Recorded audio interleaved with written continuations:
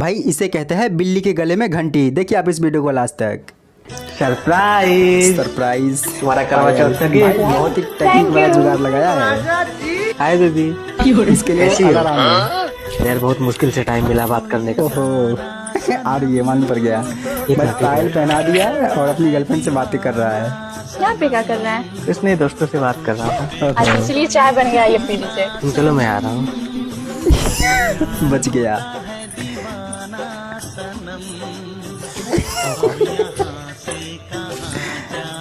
भाई बहुत ही दिमाग लगाया है भाई।